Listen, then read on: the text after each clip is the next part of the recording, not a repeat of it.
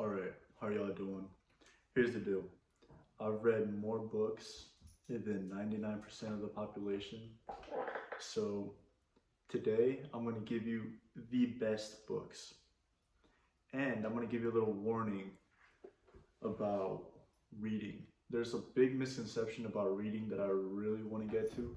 But first, we're going to touch on these five or however many there are books that I think will really help you um, in the realms of self-improvement, spirituality, whatever. So, by the way, if I'm squinting, it's because there's this bright fucking light off to the side. So, anyway, the first book, I'm actually rereading it right now, which prompted this whole video, is Atomic Habits. By the way, if these books are like torn up or something, it's because sometimes I'll leave them on the couch. My dog gets to them. Thankfully, they're still readable, but it's a whole ordeal. Anyway, the first book is Atomic Habits. And Atomic Habits, funny enough, this was the first book that I picked up like to fully read, and this is the book that got me into the habit of reading into adulthood. You know, Atomic Habits, man, it's really basically, if I could give you a TLDR about it, it's habits comprise like 90% of your life. You know, 90% of your daily actions are habits. So 90% of your life is habits, right? So you got to make good habits feel good, and you got to make bad habits feel bad. That's how you stop doing bad habits and you keep doing good habits, right?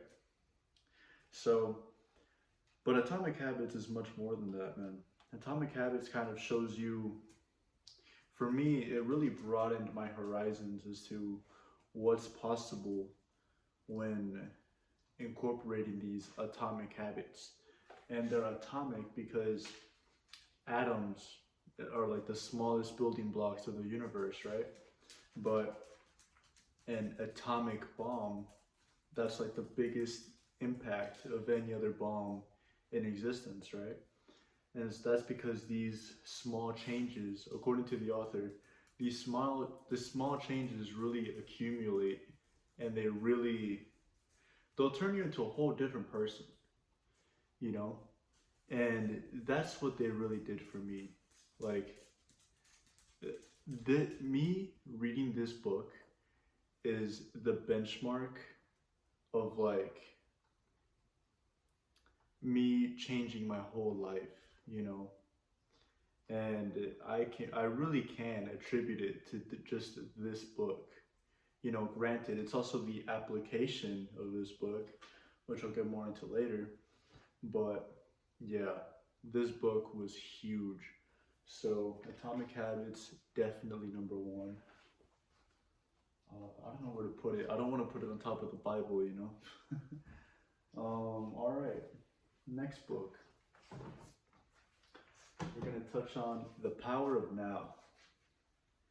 If you guys are not familiar with Eckhart Tolle, this will blow your mind, man. And the funny thing is that it'll blow your mind, but it's not even like mind-blowing stuff. You know, TLDR of this book, too long didn't read, that's what that means, is be in the present moment. Just be aware of the present.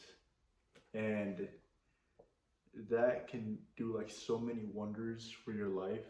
You know, like this book, what it really illuminated for me is that a lot of your problems are not even problems. Like a lot of your problems, you generated them in your own head. Like you make up most of your problems in your head. And when you live in the present, you can gain this sort of clarity over those problems, and you can sort of like step away from that. So really, like, this book was huge, you know. not just for me, but also like for my girlfriend, who I also introduced into this book. It was really huge into just like becoming a more conscious individual and really like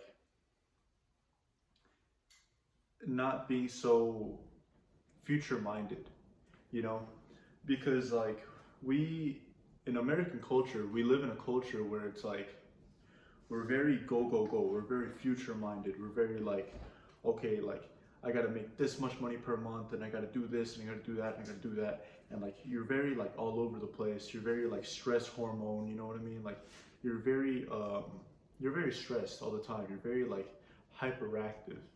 You know, in this book, it tells you that like, hey man, like wherever you are, be it hyperactive, be it you're back home, be it you're in the middle of an argument, wherever you are, you can be present in the moment and you can sort of like find that happiness, you know, that you really don't have whenever you're like taking yourself away from the present, like when you're reminiscing on the past, you know, something bad happened to you, something like that. Like it it allows you to sort of reclaim like the happiness that's found now instead of like, you know, constantly being stuck in the past or constantly dreaming of a better future. It shows you now is the present. It's a gift. It's the present because it's a gift. You know what I mean? And he touches on that. So the power of now, man. I hope I've illustrated properly like what this book did for me. But like I really can't put it into words, really. I'd say get it, dude. You can find these at Target, man. Get it. It's not that long. And for the probability of changing your life for like what? Like 230 pages, I think it's highly worth it. So number 2, Power of Now. Let's move on. Let's see. I think for number 3, I'm gonna go with this one. The Kybalion, Hermetic Philosophy. So, by the way, the Kybalion, so a little quick story on the Kybalion. Nobody knows who wrote the Kybalion. And the Kybalion first surfaced in 1908. This edition claims to be the original 1908 edition, but I just got it off of Amazon, you know. So there's tons of versions of the Kybalion. They all basically touch on the same things, which are the 7 Hermetic principles. And these 7 Hermetic principles are basically the principles of the entire universe. The entire cosmos are ruled by these 7 principles. And really the point of it is that like, if you can master these principles, then you can become a master of your world, you know? So this is something, again, that I'm gonna have to reread like in an infinitesimal amount of times, you know, because like it's so much wisdom packed into like not that many pages. Like, let me see. I want to say 180. It's 180 pages for this edition, so it's a lot of wisdom packed in a very short amount. So I definitely want to reread this a lot. It touches on 7 principles, so I'll tell them to you right now. Let me see if I can find them. So the 7 Hermetic principles are the principle of mentalism, that is that the universe is mental, you know. So I'm not going to spoil it actually. The principle of correspondence, the principle of vibration, the principle of polarity, the principle of rhythm, the principle of cause and effect, and the principle of gender. Now, something that is to be noted about these Hermetic principles is that they originated in Egypt from a man named Hermes Trismegistus. Hermes the thrice great, also known as the thrice born. In Greek mythology, he's known as Hermes, like the god Hermes. In Egyptian mythology, he's known as the god Thoth. And really, it's a big mystery around this book and other Hermetic texts as to like whether this person was even real, who they were, because while there are some like crazy claims around this person, I think the philosophy is very sound and it's definitely very applicable to the real world. So I think I'll just put it this way, man. If you can master what's in this book, you will become a very powerful person. I'll say that much. So that's number 3, the Kybalion. What should be number 4, man? Number 4.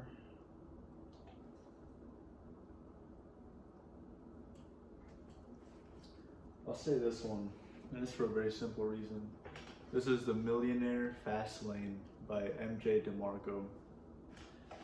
This book, I got it because Hamza recommended it, and I read it, and I can see why he recommended it then.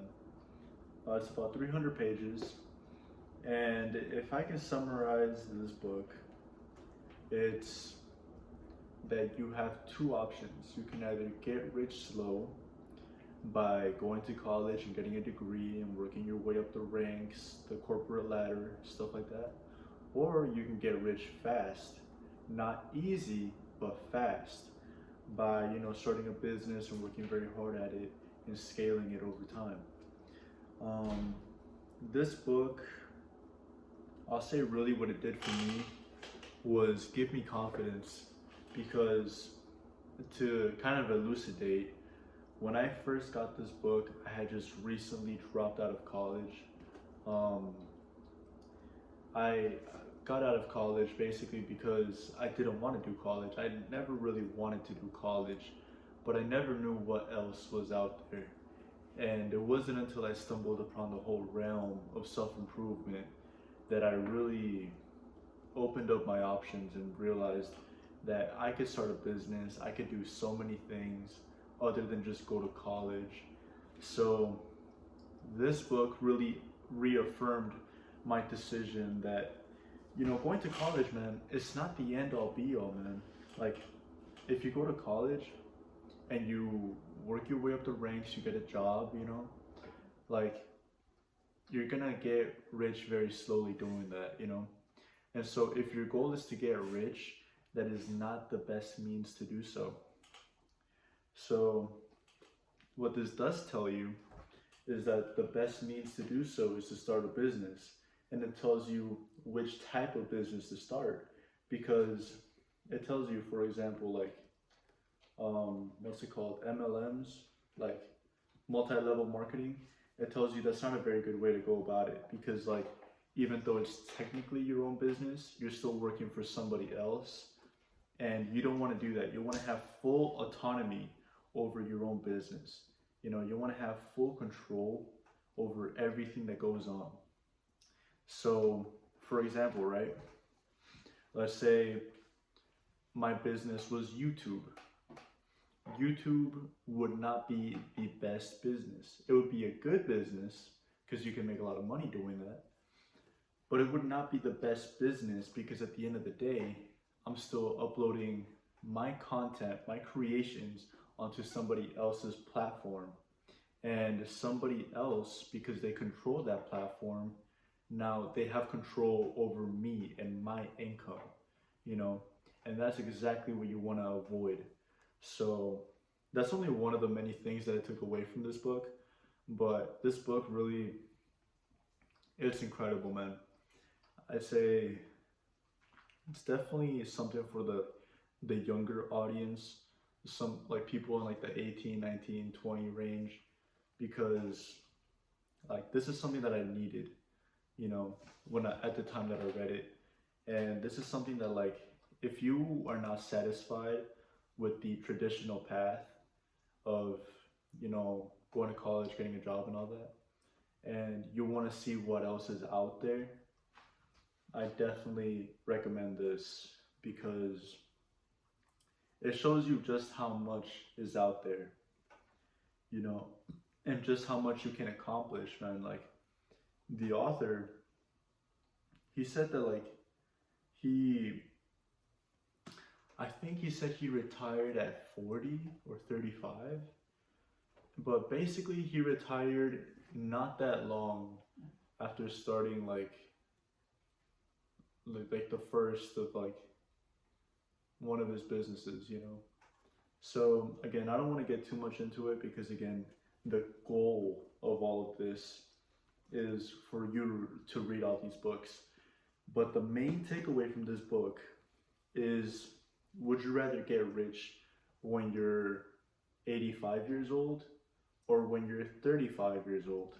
You know, would you rather be driving a Ferrari when you're 70 or when you're 25?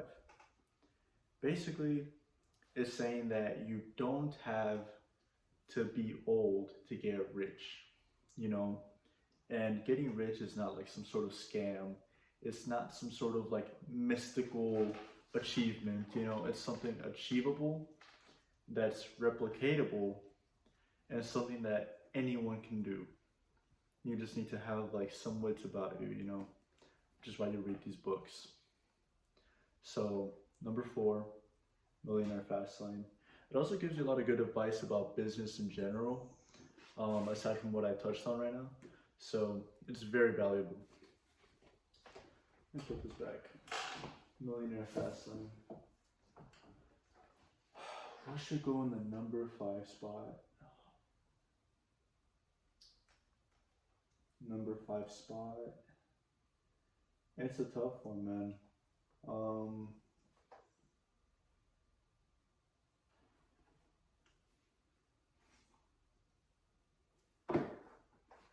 I'll give it to Why We Sleep.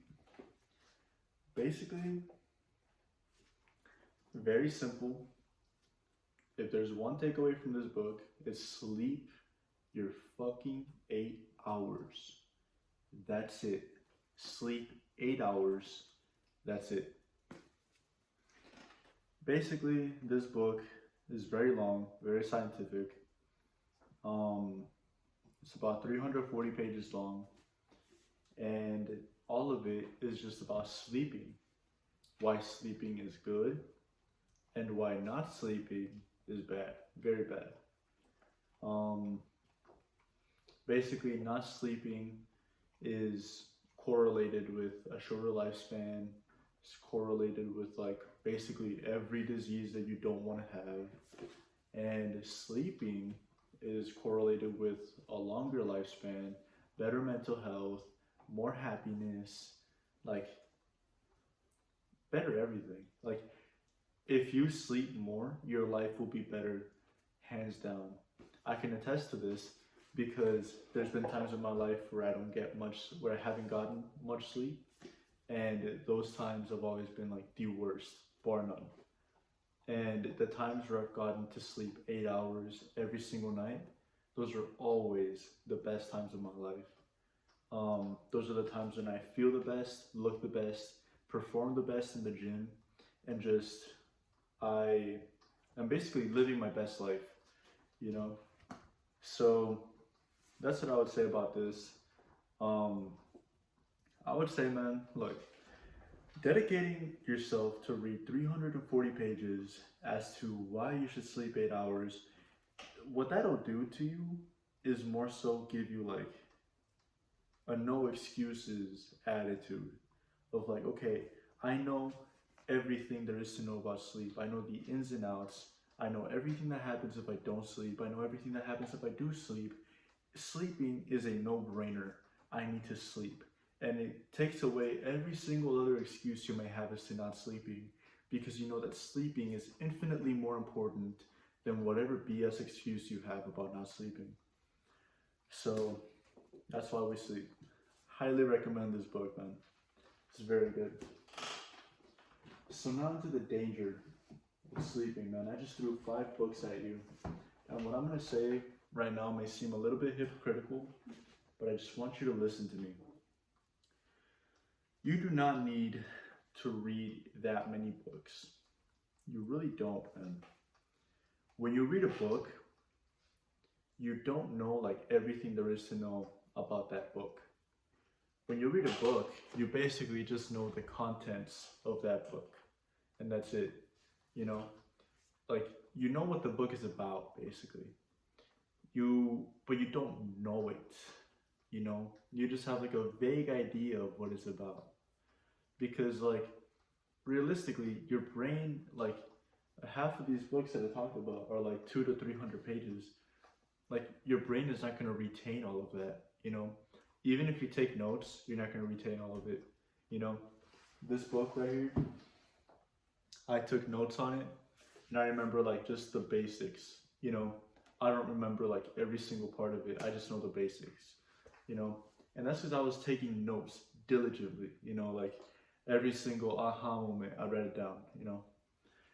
So what that tells you is not that reading is useless, but it's that actually quite the opposite. You should be very selective as to what you choose to read, and you should read it over and over again.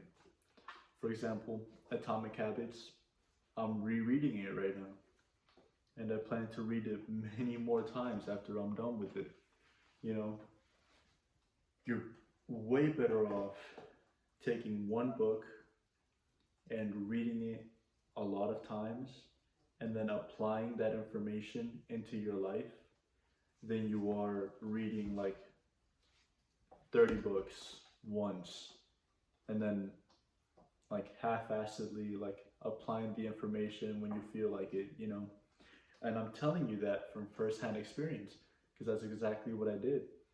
I thought that reading books could be the most productive thing I could do. And while it is a productive thing to do, like, I'm not going to tell you that reading books is a waste of time, because acquiring more knowledge is never a waste of time, you know. It was definitely valuable hours that I spent into these books, but it definitely could have been more concentrated, you know. I could have been a lot more concentrated in my approach, to where it's like, for example, after I read Atomic Habits once, that changed my life. But maybe I would have been better off reading it again, and then again, and then again. Or maybe not. At least not immediately after. You know, like maybe I can read another book and then come back to this one. Like, you don't have to be diligent and just like reread it over and over again. You know what I mean? But I could have definitely gotten a lot more value if I focused on like the books that really like did a lot for me, and then just focused on those and reread those and really like applied those. Because once you read a book and like you apply it to your life, that's like 30% of the work, you know. You can milk a lot more out of that book. You can get a lot more out of it if you keep milking it, you know. Like if you keep reading it, you keep applying it, like you'll find different things you've never thought about on just rereading it, you know. It's like when you rewatch a movie and you notice like so many things you've never noticed before. It's the exact same thing. So that's all I have to say, man. Find one book and read it 5 times instead of finding 5 books and reading them once, you know what I mean? And if there's one book that you're gonna read 5 times, I really think it should be Atomic Habits. But there's some other good ones, you know. There's The Way of the Superior Man. There's Meditations by Marcus Aurelius. There's that one's over there. That's why I didn't even. That would have been on my list, but it's over there, so forgot to grab it. Anyway, I hope you enjoyed this video. If you did, make sure to give it a like, subscribe, all that good stuff.